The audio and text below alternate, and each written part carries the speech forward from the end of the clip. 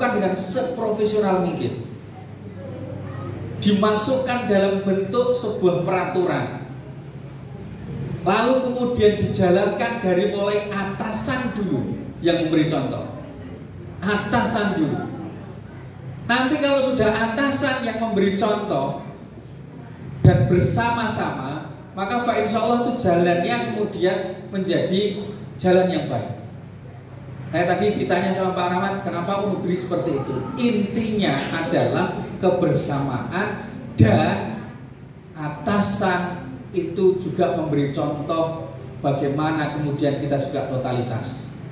Nun saya Pak, wakil rektor itu kerjanya kita sampaikan itu pokoknya kita kalau rapat kerja kita 24 jam, bukan berdasarkan jam finger krik terus kok sore krik, tapi 24 jam. Artinya apa? Ketika ada mahasiswa kok WA, maka HP tidak mati. Ketika kemudian ada yang penting di grup rektorat, buat jam 11 gitu, maka harus kemudian apa istilahnya kita maksimalkan. Kadang-kadang sampai malam. Kalau nggak bisa di kampus, sekarang ada Zoom. Sekarang ada media-media yang bisa kita pakai, tidak harus kemudian ketemu di tempat. Tapi bagaimana supaya kemudian itu selesai? Totalitas kita itu benar-benar ya harus benar-benar in betul. Ya begitu. Nggak bisa kita itu sambil nyantai terus diberi gede dewe nggak bisa. Nah itu yang bawah juga begitu. Bawah itu merasa berat ketika kemudian lihat yang atas porsinya oleh gede tapi nyantai. Wah lu gedutnya gak karuan nih. Gregeten ala pena iya kepala sekolah. Arek ngomong tok. Enak loh. Tapi nyun sewu bagi kepala sekolah, bagi atasan, jangan kecil hati. Wong jenenge atasan kuwi pancen nyun sewu yang namanya atasan kepala sekolah itu memang tempatnya dirasani bawahan. Wis kabeh ngono kuwi, dikritik, dirasani, dielek-elekno ning jobo bahkan ngono kuwi. Jadi biasa mawon. Disadapi saja itu bagian dari satu bentuk kritik, terima aja. Betul, kalau itu baik ya kita ambil sebagai sebuah evaluasi. Tapi kalau tidak betul ya kita luruskan, gitu saja.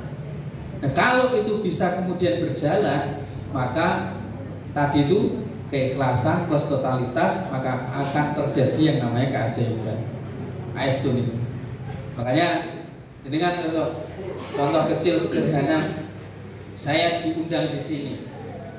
Totalitas, Pak. Totalitas. Gua anggap saya nggak buka jurnal. Tak, saya buka jurnal-jurnal itu. Tapi tadi dibatasi pendidikan. Awalnya juga iki asli nih. Kalian sudah saya buka jurnal itu bagaimana peradaban, bagaimana kemudian perdamaian dunia yang kemudian diinisiasi oleh PBNU. Kalau kemarin ikut di Sangrila itu saya sampaikan ke jenengan salah satu rekomendasi yang sudah dibacakan Gusmus itu kan tidak lengkap secara utuh sebagaimana usulnya Pak Yai Ma'ruf Amin. Itu kan beliau itu menolak khilafah tetapi menyokong PBB, Persatuan Bangsa-Bangsa. Tapi usulnya Yai Ma'ruf, PBB juga harus berbenah diri. Salah satunya adalah hak veto itu tidak hanya dimiliki oleh 5 negara, kan gak adil, tapi juga dimiliki negara-negara berkembang. PBB itu kurang, banyak sekali kekurangannya. Tetapi itu representasi dari seluruh umat di dunia ini. Makanya hasil kemarin muktamar peradaban itu memperkuat PBB tanpa harus kemudian kita terima begitu saja, tetapi yang kurang kemudian perlu dikritik dan diberi masukan. Itu contoh diantaranya hasil kemarin itu. Jadi NU sekarang ini, jadi kayak perso kemarin Pak, ulama-ulama itu kan sekian banyaknya yang hadir dari berbagai negara. Itu kalau nggak dibatasi, Pak, kalau nggak dibatasi, walas mungkin nisbek. Jadi ulama-ulama dari negara-negara lain itu minta PBNU supaya diundang. Karena waktu terbatasnya itu akhirnya dipilih tertentu saja. Jadi sekarang NU itu bahasanya seksi sekali. Memang betul-betul perannya sudah sangat jauh sekali, makanya ada cabang di Afghanistan. Termasuk kemudian merumuskan bagaimana supaya kok bisa Indonesia itu seperti ini. Kan gitu. Kok Indonesia bisa seperti ini? Padahal negara-negara mereka, teman saya itu orang Afghanistan itu cerita sama saya, kamu itu dulu sebelum kami, negara kami perang seperti ini, datang ke Afghanistan, betapa indahnya negara kami. Cerita mah, betapa indahnya negara kami itu. Sebelum kemudian akhirnya perang seperti perang saudara macam-macam, kan sukunya banyak sekali, mirip dengan kita itu. Jadi masing-masing itu punya pemimpin sendiri-sendiri. Akhirnya kemudian rusaknya gara-gara mereka nggak bisa satu yang bisa disepakati bersama. Syria, saya juga pernah ke Syria. Bagaimana kemudian Sunni Syi'i, lalu kemudian bagaimana pendapat ulama ini yang kemudian akhirnya menjadi hancur karena ada ISIS dan yang lainnya itu. Saya waktu datang ke sana itu baru ya Allah, Syam yang digambarkan Rasulullah sebenarnya indah sekali. Tapi bagaimana kemudian rusak sedemikian rupa. Jadi Indonesia itu ketika dilihat dari luar, Pak, betapa nikmat dan indahnya. Cuman orangnya tuh gak akeh bersyukur. Intinya gak akeh bersyukur. Tidak dilihat dari luar, betapa indahnya Indonesia, nikmat sekali hidup di Indonesia. Jadi kan versi Singapura, saya 2 kali di Singapura. Hidup di Singapura itu 3 hari, tinggal di rumah teman saya, Pak. Gak kerasan belas. Orang itu membanggakan Singapura. Lebih kerasan, tarhe merah kerungu kok. Tarhe merah kerungu belas. Turun dari lift itu loh, saya sama teman saya. Padahal apartemen, orang kenal, Pak. Gak kenal. Nanti pagi anak kecil-kecil itu sudah berangkat loh, besar-besar tasnya. Sore yang namanya Ocetro dan tempat-tempat besar itu, pulang wajah-wajah penuh dengan kelelahan, capek sekali. Dan golek masjid rento azane metu. Azane kayak untuk metu, Pak. Azane hanya boleh di dalam. Jadi aneh kene jenazah banter itu. Dur-duran misalnya, Pak. Saya tuh sampai ya Allah, ngerasa biasa nih kan. Assalatu wassalamualaikum itu nek pas kan setengah jam itu sudah diputar kalau di Masjid Agung Darussalam. Itu nek aduh tuh ngerasa ya Allah, rasanya itu loh beda betul. Betapa saya bisa menikmatinya. Ternyata betul saya membaca hasil survei Gallup. Di antara negara yang tidak bahagia itu Singapura warganya. Jadi kan perso cuma 5 pertanyaan. Salah satu dari pertanyaannya adalah apakah kamu bisa tertawa? Nah, orang Indonesia guyon terus. Sesederhana itu. Orang di duit itu tak panggang guyon santai. Dan mereka itu ditanya cuma sederhana. Terus yang kedua apa? Apakah kamu merasa dihormati orang? Iya, menghormati, orang kenal lega. Ya Allah, saya tuh gini ya, betapa nikmatnya hidup di Indonesia itu. Jadi kadang-kadang itu sisi spiritual itu yang perlu dibangun juga. Majunya setingkat apapun juga, kalau sisi spiritualnya kemudian hilang, tujuan hidupnya apa? Kita kan sudah tahu persis tujuan hidup kita, untuk totalitas kita, ikhlas kita karena Allah. Nah, nanti bonus semuanya. Kalau mereka kan enggak, urip kanggo dunyane. Ya Allah. Ini contoh sederhana lah. Makanya saya menasihati untuk diri saya sendiri ya. Ngomong ini asine iki ya wedi, kok ora iso nerapkan awakku dhewe repot juga. Makanya ini bagian juga menasihati diri saya sendiri. Itu terima kasih panjang lebar padahal pertanyaannya cuma 2. Baik, terima kasih, tepuk tangan.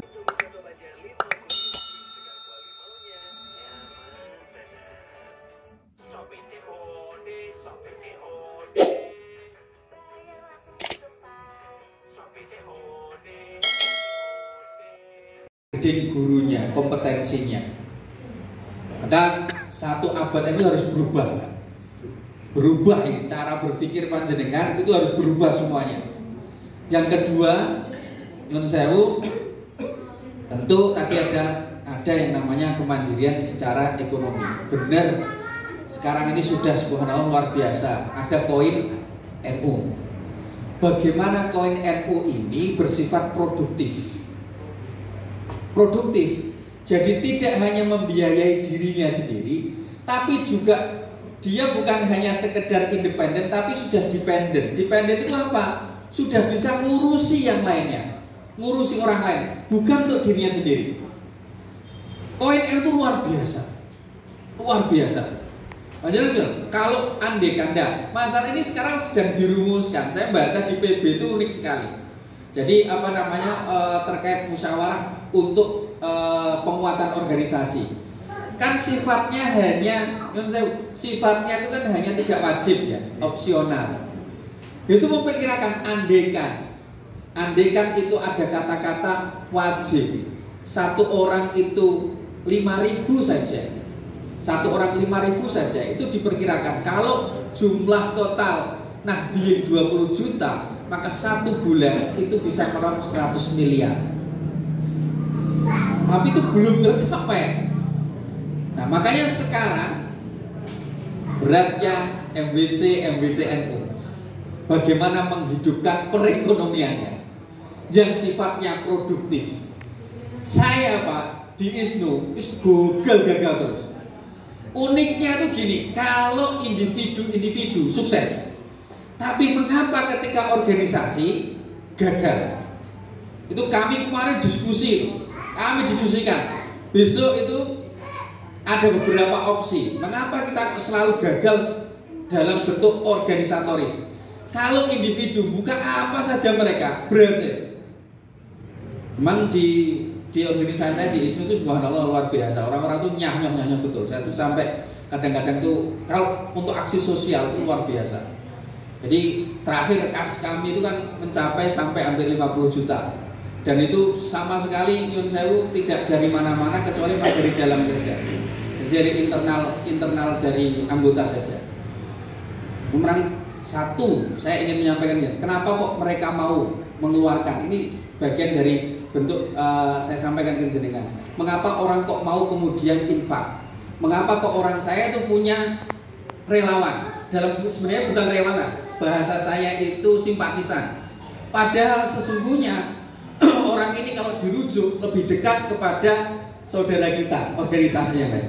Tapi mengapa dia kadang 20 juta itu dikasihkan? Saya WA gitu, ini mau ada santunan anak yatim ini kamu nih, butuh biro. Mengapa itu bisa terjadi? Mengapa ada dokter yang setiap bulan menyisihkan 1 juta hanya untuk organisasi kami? Dengan perso kenapa? Karena kita jelas sekali dari mulai tertib administrasi sampai penyalurannya kemana. Itu yang orang sebut sebagai profesionalisme. Saya belajar itu dari siapa? Dari teman saya orang Singapura rahimahullah yang sudah kabundut. Dulu panjenengan masih mungkin Pak Imam masih, saya itu pernah dapat bantuan yang namanya kambing itu ratusan untuk disalurkan kurban. Awal pertama sekali aku rasa angger pembelian iki kudu difoto anek jenenge. Lah ngene iki penggawean apa mbok dibeleh-beleh bantuan barbar ngono itu. Gitu. Ngono enek jenenge namanya siapa, nanti bismillah ngono terus difoto. Jadi didokumentasikan. Saya bilang, "Oh ya ngono iki ora usah wong sing ikhlas bareng kok difoto bareng." Jawabannya, ikhlas itu urusan kamu sama Allah ini. Profesionalisme, tetap profesionalisme. Ini sebagai bukti data, dokumen kepada orang yang nyumbang ke kamu. Tak pikir-pikir bener ya. Dan itu nyun sewu yang kita lemah. Jadi kan cek lembaga-lembaga pengumpul zakat di luar NU. Jadi kan cek Bojonegoro.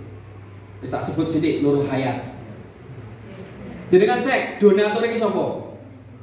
Wong NU kabeh. Kan gumun kan jenengan. Saya tuh Masya Allah. Tapi mengapa di kita nggak bisa kayak gitu? Dia bisa sekarang sampai mendirikan universitas. Kok bisa? Ini kan modul dia secara ikatan emosional modul wong NU nek kok kena apa?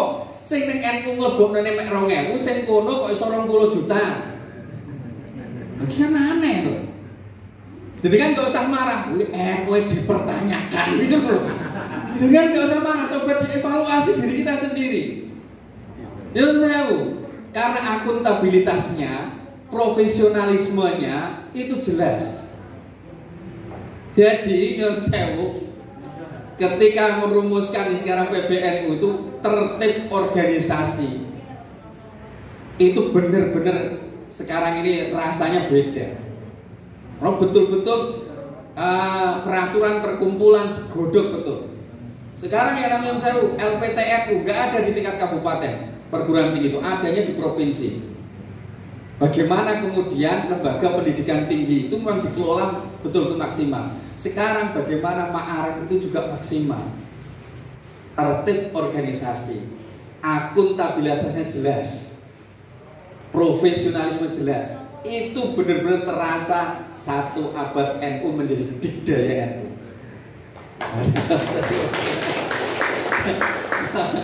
Tidak aduh ngeluh apa ini tiga IPR kok abot ini. Tapi subhanallah nyon sewu sekali lagi jenengan ngurip-nguripi NU dengan totalitas dan ikhlas. Ajaib betul. Ajaib betul. Berkahnya luar biasa. Yakinkan betul. Apalagi menjadi guru-guru yang secara umum saya lihat betul-betul, saya lihat tadi saya jadikan bahasa saya wajah-wajah yang penuh dengan keikhlasan. Insya Allah diangkat dengan derajatnya oleh Allah. Bon, saya rasa itu banyak sekali, makin bingung sih nyata begini. Kita sambung dengan dialog atau diskusi mohon. Terima kasih. Assalamualaikum warahmatullahi wabarakatuh.